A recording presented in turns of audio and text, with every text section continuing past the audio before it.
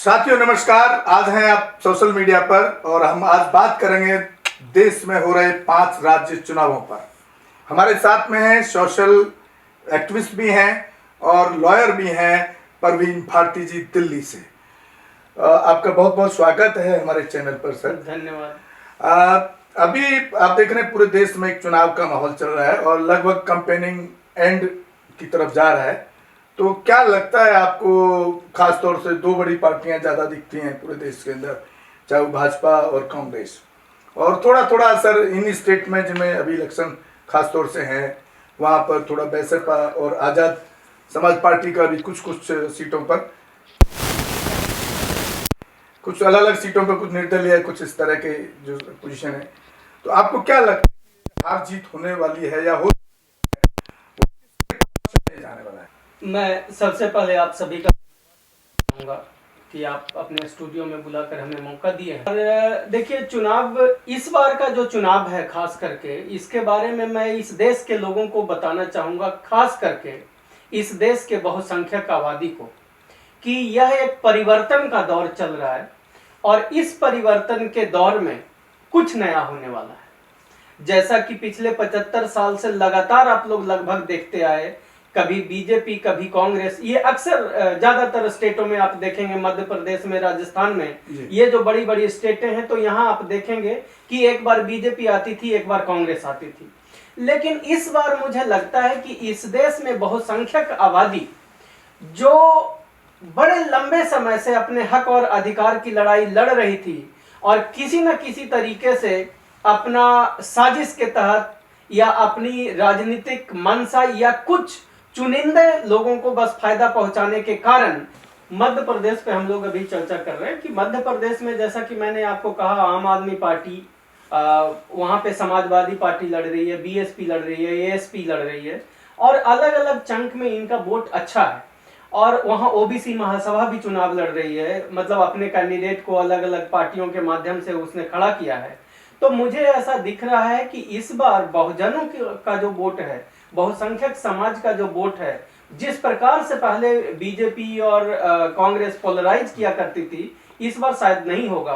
तो मुझे ऐसा लगता है कि इस बार कुछ नया होगा और आपको देखने को मिलेगा कि वहां बसपा, वहां समाजवादी पार्टी या आजाद समाज पार्टी कुछ सीटें लेकर के आएगी, जो संभव है कि सरकार बनाने में जिसकी आने वाले समय में अहम भूमिका होगी। उसी प्रकार से राजस्थान जब आप चलेंगे तो राजस्थान में आप देखेंगे हनुमान बेनीवाल और आजाद समाज पार्टी का गठबंधन हुआ है। इन दोनों के अलग अलग क्षेत्रों में बताया जा रहा है, लोग कह रहे हैं कि कुछ इस बार करिश्मा होने वाला है, कुछ नया होने वाला है। उसी प्रकार से बहुजन समाज पार्टी बीएसपी, वो भी कुछ सीटें लेके आएगी। तो संभव है कि इस बार जरूरी नहीं है कि सरकार बीजेपी या कांग्रेस की बने, हो सकता है कि तीसरा भी कोई ना कोई विकल्प इस बार नजर आएगा। लेकिन सर, जिस तरह से लोग धर्म की उसमें धर्म की जो मैं अभी तक जो देख रहा हूँ इलेक्शन जब से खासतौर से भाजपा आई है, धर्म जितने भी मुद्दे हैं ना, वो सब मुद्दों पर भारी पड़ता है। तो आप ये कैसे एक्सपेक्ट कर रहे हैं कि इधर आजाद समाज पार्टी या हनुमान बेनीवाल या मायावती की पार्टी कुछ कर पाएंगे? देखिए, धर्म, आप बिल्कुल सही कहे, धर्म लोगों को प्रभावित करती है, लेकिन इस बार का जो मुद्दा है रोजगार, महंगाई, दलितों के पीछे के साथ जो एट्रोसिटीज हो रहा है, तो मुझे लग रहा है कि कहीं ना कहीं लोगों को ये जागृत भी किया है, संगठित भी किया है और लोगों को अब ये समझ में आ गया है कि मंदिर में घंटा बजाने से आपको दाल रोटी और रोजगार नहीं मिलेगा, उससे आपकी इज्जत और असमत नहीं मिलेगी। गहलोत सरकार ने ही वहां के दलितों को पूरी सुरक्षा नहीं दे पाया। घोड़ी पर चढ़ने पे रिसेंटली भी देखने को मिला है कि वहां के लोगों को घोड़ी चढ़ने पे वहां के कुछ जो सवर्ण लोग थे उन्होंने जबरदस्ती घोड़ी से उतारा। तो मुझे लगता है कि बहुसंख्यक समाज जो है वो जाग रहा है। हाँ, ये ठीक बात है कि उनके खूनों में, उनके रगों में इन ब्राह्मणवादियों ने धर्म को डाला है, तो निकलने में थोड़ा तो समय लगेगा। लेकिन सर, आप ये भी देखिए ना कि जिन पार्टियों को आप हारने की बात कर रहे हैं कि कुछ अलग होगा, ऐसा उम्मीद करके आप चल रहे हैं, धर्म के साथ साथ उन्होंने फ्री रेवड़ियां भी तो बांटी है ना। जैसे वहाँ में लाडली योजना है, इधर आपका मेडिकल हेल्थ इंश्योरेंस में बड़ा अच्छा काम किया है, उसको तो आप डिनाई नहीं कर सकते हैं। नहीं तो देखिए, धर्म के साथ साथ धर्म, मैं तो धर्म की अफीम कहता हूँ इसको, उस धर्म की अफीम के साथ साथ वो लोग रेडियां भी तो बांट रहे हैं। इससे कैसे आप वो जिसको 1250 रुपये कभी देखा नहीं घर में, और उस महिला को घर में वो 1250 रुपये मामा दे रहा है, तो वो तो बिल्कुल प्रभावित है। देखिए मैं आपकी बातों से थोड़ा सहमत हूँ और थोड़ा असहमत हूँ। मुझे ऐसा लगता है कि जब बात अपने समाज की आती है, जब आप बात अपने इज्जत और असमत की आती है, और युवाओं के साथ खास करके जब बात उनके नौकरी और रोजगार की आती है, आपने देखा अभी जैसे जिस प्रकार से आपने धर्म की बात की, रेवड़ियों की बात की, तो उस प्रकार से आपने देखा कि वहां के जो नेतागण हैं और उनके बेटे 10-10 हजार करोड़ रुपया कनाडा भेज रहे हैं और वहां जमीनें खरीद रहे हैं। तो बहुत सारी चीज है कि नेताओं के बच्चे करोड़ों और अरबों में खेल रहे हैं, और हमारे गरीब जनता जो है वो 2 जून की रोटी के लिए तरस रहा है, हमारे युवा रोजगार के लिए तरस रहा है, लोग बेरोजगार हैं, उनके पास रोजगार और शिक्षा नहीं है। तो ये साजिशें, मुझे लगता है कि ये परत दर परत अब टूट रहा है, और बहुजन समाज, बहुसंख्यक समाज जो है वो जागृत हो रहा है, मेरा तो ऐसा विश्वास है। सर लेकिन चलिए आपकी बात को हम मान भी लिया जाए कि भाई ठीक है, इसमें कुछ कामयाबी जो ये पार्टियां हैं, इनको बहुजन समाज वाली जो पार्टियां आप बात कर रहे हैं वो कामयाब हो भी जाएं, लेकिन इनका अगर पीछे का आप रिजल्ट देखेंगे तो वो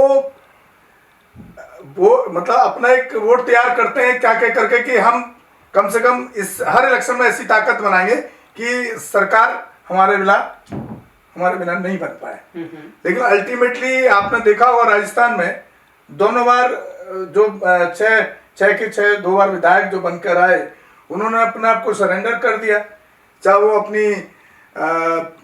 अपना राजनीतिक कद बढ़ाने के लिए, चाहे वो पैसे के पीछे खेल किया गया हो, खरीद फरोख्त हुई हो, उसका क्या हल नजर आता है फिर आपको? देखिए हल कुछ नहीं होता है, परिवर्तन जो है वो धीरे धीरे होता है, और जैसा कि आप भी जानते हैं कि आरएसएस जो है वो लगभग 100 साल पुरानी राजनीतिक पार्टी है। बहुजनों को सरकार में आए हुए ही कितने दिनों से स्वतंत्र बहुजनों की राजनीतिक पार्टियों से विधायक जीतते आ रहे हैं, गिने चुने 20 साल से। नहीं, सवाल यही बिक क्यों जाते हैं? मैं वही आपको कह रहा हूं कि अभी हमारे लोग सीखेंगे, और वो सीखने के दौर में ये जो 10 साल में, धन्यवाद देना चाहूंगा नरेंद्र मोदी जी को कि इन्होंने इतनी ज्यादती की दलितों पे, पिछड़ों पे, उनके हक और अधिकार इतने मारे गए। अब जैसे आप देखोगे कि हर जगह पे सरकारी नौकरियों में, उसमें नीतीश जी का भी एक बहुत बड़ा रोल रहेगा कि उन्होंने जनसंख्या का सर्वे करवाने के बाद जो रिपोर्ट आई उसमें पता चला कि 75% जो ये बहुजन है वो गरीबी रेखा से नीचे गुजर बसर कर रहे हैं, और उससे ज्यादा जो इकोनॉमिक सर्वे आया उसमें पता चला कि हमारे लोग मात्र जिनकी आबादी 90% है वो 5 से लेके 10% ही सरकारी नौकरियों में या पावर वाले सेंटर में वो हैं। तो लोग जागेंगे, इसी से तो जागेंगे, और धीरे धीरे ये चीजें लोगों को जागृत करेगा। उनको भी मालूम है कि जब तक सत्ता हमारे हाथ में नहीं होगी तब तक उनके हक और अधिकार उनको नहीं मिलेंगे। तो किसी भी, आपके माध्यम से मैं एक मैसेज भी देना चाहता हूं इस देश के बहुसंख्यक समाज को कि आज से आप लोग ये प्रण कर लो कि किसी भी कीमत पे ब्राह्मणवादी राजनीतिक पार्टियों को वोट मत करना। वोट जब भी करना तो किसी बहुजन राजनीतिक पार्टी, चाहे चाहे बीएसपी हो, चाहे एएसपी हो, चाहे समाजवादी पार्टी हो, आरएलडी हो, या जो भी बहुजन लीडरशिप की नेताओं की जो राजनीतिक पार्टियां हैं, आप उनको ही वोट देना। तभी आने वाले समय में आपका हक, अधिकार और सम्मान सब कुछ वापस मिले। सर लेकिन जो आप कह रहे हैं कि बहुजन समाज, जिनके सुप्रीमो बहुजन समाज के हों, उनके आइडियोलॉजी पे चलते हों, लेकिन मेरा वही बार बार वही सवाल रहता है कि जब वो सरेंडर कर देते हैं उस आरएसएस संघी सरकार को, तो फिर उसका वोट देना भी, तो जो बहुजन समाज का आदमी वहां फाइट करके वोट देने जा रहा है, क्योंकि उसके वोट देने के बाद उस पर अटैक भी होता है, उसको गांव में बहुत सारा अत्याचार झेलना पड़ता है। अगर वो इन वर्गों को वोट देने जाता है तो जो दूसरा सेक्शन है, जो सामंतवादी, उन पर लास्ट में भी अत्याचार करता है, तो उसके बाद भी ये सरेंडर कर देते हैं अपने आप को, तो फिर फायदा क्या है? देखिए, ये बड़ा टेढ़ा सवाल है नहीं, और प्रैक्टिकल सवाल है। नहीं, बिल्कुल आपका सवाल बहुत सही है, लेकिन आपको समझना पड़ेगा कि हमारी जो समस्याएं हैं उसका निदान सिर्फ और सिर्फ सत्ता है। तो हो सकता है कि इस दौरान, इस मुहिम में आपको कई सारी परेशानियों से उलझना पड़े या उससे आपको झुलसना पड़े, लेकिन आपको अपने रास्ते पे ही चलते रहना है, क्योंकि मुद्दा सिर्फ आपका नहीं है, आपके आने वाली पीढ़ियों की भी है। और अगर आज आप डर जाओगे तो आपकी आने वाली पीढ़ियों का क्या होगा। इसीलिए अगर कहीं थोड़ा जाति होती भी है, और तब मैंने कहा कि देखिए, वो नेता जो आज तक, जैसे हमारे कई सारे आज जो मुख्यमंत्री हैं, उनको भी ये तब समझ में आया जब उनके घर गंगा जल से धोया गया, तब उनको समझ में आया कि वो शूद्र हैं। देखिए, आपने इलेक्शन से डाइवर्ट कर दिया। अगर हम इसकी बात करें, अगर ये सब में जाएंगे तो मेरे पास में बहुत ज्यादा एक्सपीरियंस है उन चीजों का। अब जिस अखिलेश की आप बात कर रहे हैं, मैं नाम लेके बात करता हूँ कि जब वो मुख्यमंत्री कुर्सी से उतर जाते हैं तो वो गंगा जल से गाय मुंह से उसको धोया जाता है। उसी सब्जेक्ट की आप बात कर रहे हैं, लेकिन फिर भी वो गंगा में डुबकी नवाने जा रहा है। मैं वही तो कह रहा हूं कि फिर मायावती फिर भी बोल रही है कि हम परशुराम की दुनिया की सबसे बड़ी मूर्ति लगाएं। तभी तो मैं बोल रहा हूं कि जिस दिन ये वोटर जागृत हो जाएगा और ये तय कर लेगा कि हम उन लोगों को वोट नहीं देंगे जो जाके गंगा में डुबकी लगाएगा, हम उन लोगों को वोट नहीं देंगे जो हमारे हक और अधिकार के दायरे से बाहर जाके राजनीति नहीं करेगा, सिर्फ उसकी राजनीति। जब हमारे लीडरों को यह समझ में आ जाएगा कि वोटर समझ गया है कि हम उनको वोट नहीं देंगे जो लोग हमारा इस्तेमाल कर रहे हैं, तो आने वाले समय में ये लीडर भी अपना रूप और रंग बदल लेंगे और जनता के लिए, SC, ST, OBC और माइनॉरिटी समाज के लिए काम करेंगे। तो साथियों, आप सुन रहे थे हमारे चैनल पर परवीन भारती जी को, जो वकील हैं पेशे से और एक सामाजिक कार्यकर्ता हैं, और उन्होंने, हमने जो अभी डिबेट किया, एक बात बहुत अच्छी निकाल के आई है कि भले ही हमारे नेता अपने आप को बेचते रहें, सरेंडर करते रहें, किसी के आगे नतमस्तक हो जाएं ब्राह्मणवादी या मनुवादी सिस्टम में, लेकिन जिस दिन बहुजन समाज, जो बहुसंख्यक समाज है, जिस दिन वो ये तय कर लेगा कि हमको ऐसे ना बिकने वाला नेता तैयार करना है, ऐसी ना बिकने वाला पार्टी बनानी है, तो मैं समझ सकता हूं कि उस दिन बहुजन सत्ता पर कब्जा कर सकता है। और साथियों, इसी के साथ